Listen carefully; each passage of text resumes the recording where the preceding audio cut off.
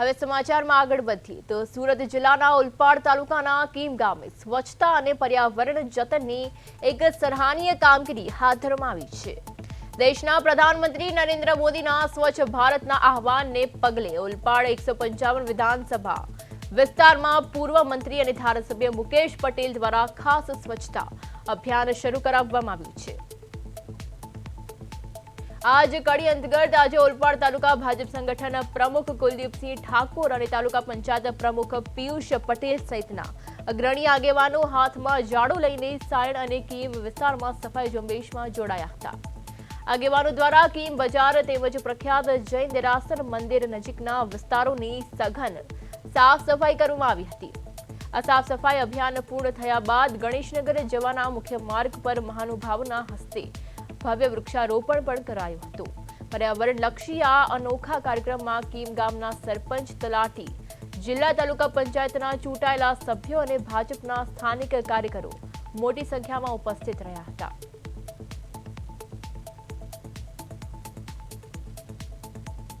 155 ओलपाड विधानसभाમાં સ્વચ્છતા અભિયાન શરૂ કરવામાં આવ્યું છે।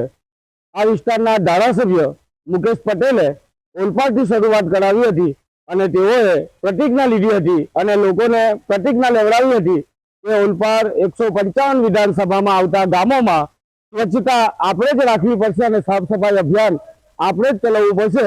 અને આપ જોઈ રહ્યા છો આજે સાફ સફાઈ અભિયાન સાયણથી કીમ સુધી પહોંચ્યું છે। संगठन प्रमुख कुलदीपसिंह सहित जो भाजपा आगेवानो छे हाथ में झाड़ू लईने तेओ साफ सफाई अभियान में निकळ्या छे। खास करीने स्वच्छता में प्रभुता कहेवाय छे के ज्यां स्वच्छता होय छे त्यां प्रभुनो वास होय छे अने ज्यां गंदकी होय छे त्यां बीमारीनुं घर होय छे। एटले के ओलपाड 155 विधानसभा में गंदकी ना फैलाय स्वच्छता जळवाय एना माटे शरूआत करवामां आवी छे। जे रीते कुलदीपसिंह स्वच्छता अभियाननी धारासभ्यए आह्वान कर्युं छे અને તમામ લોકો કામે લાગ્યા છે, શું કહેશો? આપણા ગુજરાતના પનોરા પુત્ર અને આપણા દેશના યશસ્વી વડાપ્રધાન નરેન્દ્ર મોદી સાહેબે સૌપ્રથમ જ્યારે લાલ કિલ્લા પરથી જ્યારે શૌચાલય બનાવવાની આહવાન કર્યું હતું ત્યારથી કોંગ્રેસના જે પણ નેતાઓ હતા તેમને મજાક ઉડાવતા હતા, પરંતુ ત્યારબાદ આપણા યશસ્વી વડાપ્રધાનશ્રીએ દેશમાં કઈ રીતે સ્વચ્છતા ફેલાય અને સ્વચ્છતા માટે આગ્રહી રહ્યા છે ત્યારે આજે દેશના યશસ્વી વડાપ્રધાનના એક આહવાનથી જ્યારે આજે ઓલપાડ 155 ઓલપાડ વિધાનસભામાં એક સ્વચ્છતાનો ઝુંબેશ તરીકે ચાલુ કરી છે ત્યારે આજે ઓલપાડના ધારાસભ્ય શ્રી મુકેશભાઈની આગેવાનીમાં આપણે સ્વચ્છતાનો એક કાર્યક્રમ રાખવામાં આવ્યો હતો, પરંતુ ધારાસભ્યશ્રીએ અગત્યની મિટિંગમાં ગાંધીનગર જવાનું હોવાથી ધારાસભ્યના સૂચનથી અને એમના માર્ગદર્શન હેઠળ આજે कीम खाते स्वच्छताનો कार्यक्रम करवा जई रह्या छे। त्यारे हूँ कीमनी जनताने पण एक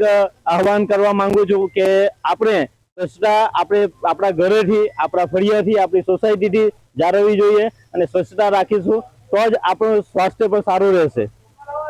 जे रीते ओलपाड तालुका पंचायतमां हालमां ज प्रमुख तरीके तेओ बन्या छे त्यारे आपणी साथे प्रमुख आपणे वात करीए।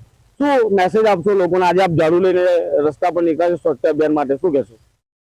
દેશના યશસ્વી વડાપ્રધાન નરેન્દ્ર મોદીજીના નેતૃત્વમાં જ્યારે આ સફાઈ અભિયાન ચાલી રહ્યું છે ત્યારે ઓલપાડ તાલુકાના ખરેખર ગામડે જે યુવાનો વડીલોને હું આહ્વાન કરવા માગું છું કે આપણું ઘર સ્વચ્છ રહે તેમ આપણો મોહલ્લો અને આપણી શેરી સ્વચ્છતા રાખવાની જરૂર છે। આની સાથે સ્વચ્છતાનો એક પ્રતીક એ પણિયા દિવસ હોય કે देश में अलग अलग रीते जो स्वच्छता अभियान चाली रह्यु छे त्यारे आज ओलपाड तालुकामां सायण अने कीम खाते आज अभियान करी रह्या छे। खास करीने जे लोको गंदकी फैलावता एवा लोकोने शुं अपील करशो? खास करीने मारे एमने एम जणाववुं छे के जे गंदकी छे तमे जे खाओ जे तमारुं जे रसोईनुं जे पाणी छे तमारो ते तमारुं जे कचरापेटी होय ए कचरापेटीनी अंदर स्वच्छ राखो अने एने शांतिपूर्वक चलावी राखो। આપણી સાથે જે રીતે સંગઠન પ્રમુખ છે તે કહી રહ્યા છે કુલદીપસિંહ, જે રીતે સ્વચ્છતા અભિયાનનો એક મેસેજ સાથે આપણે ઉઠાવ્યો છો, શું કહેશો?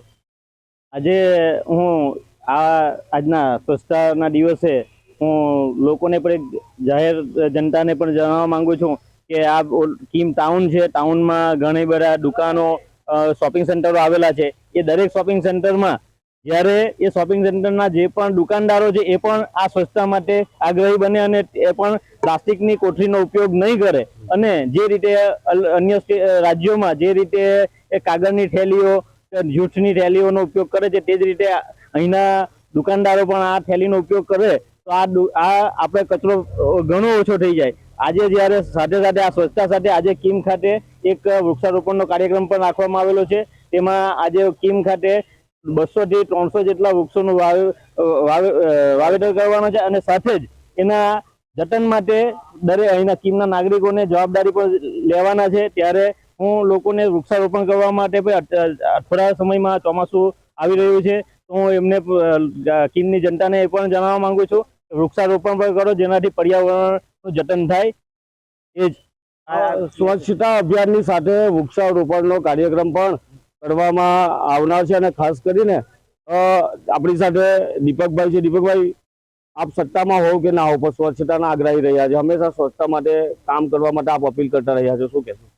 આજે પણ જ્યારે એક આ છે ને અમે અભિયાન ચાલુ કર્યું છે અને એ કાયમ માટે ચાલુ રહે અને અત્યારે સરકારશ્રીએ આ બાબતે સ્વચ્છતા બાબતનું એક ગ્રામ સભાનું આયોજન કર્યું. તેમાં પણ સારા માણસો અમારે અહીંયા કિમમાં હાજર હતા અને તે લોકોએ પણ આ સ્વચ્છતાના એમાં અમે ખરેખર સહભાગી થઈશું એવું એ લોકોએ પણ અમને વિશ્વાસ આપ્યો છે. અને આ જ રીતે જો સહકાર ચાલુ રહેશે તો કિમ ગામમાં મને નથી લાગતું કે ભવિષ્યમાં આવા કોઈ આપણે આયોજન કરવા પડે, એની જાતે સ્વચ્છતા રહેશે. જે રીતે આગેવાન કહી રહ્યા છે કે વેપારીઓને પણ અપીલ કરવામાં આવી છે, ખાસ કરીને કિમ ગામના માજી સરપંચ અને તાલુકાના પૂર્વ પંચાયત સભ્યો છે. સનુભાઈ, આપના સમયકાળ દરમિયાન આપ સ્વચ્છતાના આગ્રહી રહ્યા છો, આપે વેપારીઓ સાથે સંકલન કર્યું હતું, ગામમાં સુંદરતા અને ગામમાં સ્વચ્છતા જળવાય એ માટે આપ કામ કરેલું હતું, શું કહેશો આજે સ્વચ્છતા અભિયાનને લઈને? આજે આ સ્વચ્છતા અભિયાનનું જે આખા ભારતની અંદર તમામ વિસ્તારોની અંદર જ્યારે સફાઈનું અભિયાન ચાલે છે તો દરેક વ્યક્તિએ એવો આગ્રહ રાખવો જોઈએ કે પોતાનું આંગણું, પોતાનો ફળિયો અને પોતાનું ગામ સ્વચ્છ રહે. એ માટે હું દરેક વ્યક્તિને અપીલ કરું છું કે ભાઈ આપણે દરેક જગ્યાએ સ્વચ્છતા રાખવી જોઈએ, જેથી કરીને કોઈ પણ જાતની ગંદકી ના થાય અને તેનાથી આપણે નિરોગી રહીએ અને આપણું સ્વાસ્થ્ય જળવાય. ઘણી વાર એવું થતું હોય કે સ્વચ્છતા અભિયાન તો આપણે કરી લેતા હોય છે તો ઘણી વાર જોઈએ છે કે અન્ય વિસ્તારોની અવગણના કારણે ગંદકી ફેલાતો હોય, આવા લોકો એ સમય ત્યાં પણ સફાઈ કરવી જોઈએ. ખરેખર તો એક વસ્તુ ચોક્કસ રાખવી જોઈએ કે એક દિવસ આપણે અભિયાન કરીએ તેનો કોઈ મતલબ નથી. એ કન્ટિન્યુટી જળવાઈ રહે અને સતત એના પાછળ આપણે એમ કે ભાઈ વોચ કરીએ અને કાયમ આ અભિયાન ચાલુ રહે સ્વચ્છતા માટે. એના માટેનો હું પૂરેપૂરો આગ્રહી છું અને ગામ લોકોને પણ આ રીતે કહી રહેલો છું. આ હતા માજી સરપંચ અને તાલુકા પંચાયતના પૂર્વ સભ્ય. તેઓ ગામના લોકોને પણ અપીલ કરી છે કે આપના વિસ્તારની ગંદકી ના ફેલાય, આપના વિસ્તારમાં સ્વચ્છ રાખો અને આ સ્વચ્છતા અભિયાન એક દિવસ ના હોવું જોઈએ. આ સ્વચ્છતા અભિયાન કાયમ હોવું જોઈએ, આપણી ફરજ છે અને આપણે જ આપણા વિસ્તારને સ્વચ્છ રાખીશું, સુંદર રહેશે વિસ્તાર. અને જે કહેવાય છે કે જ્યાં સ્વચ્છતા હોય છે ત્યાં ભગવાનનો વાસ હોય છે, ત્યારે આજે સ્વચ્છતા અભિયાન અને વૃક્ષારોપણની જે કાર્યક્રમ રાખવામાં આવ્યો છે ત્યારે ભાજપના આગેવાનો મોટી સંખ્યામાં જોડાયા છે. નેતાઓ હાથમાં ઝાડુ લઈને નીકળ્યા છે અને કિમના અલગ અલગ ગલીઓમાં રસ્તાઓ પર સાફ સફાઈ અભિયાન કરી રહ્યા છે. કિરણસિંહ ગોહિલ, પ્રદેશ 24 ગુજરાતી, સુરત.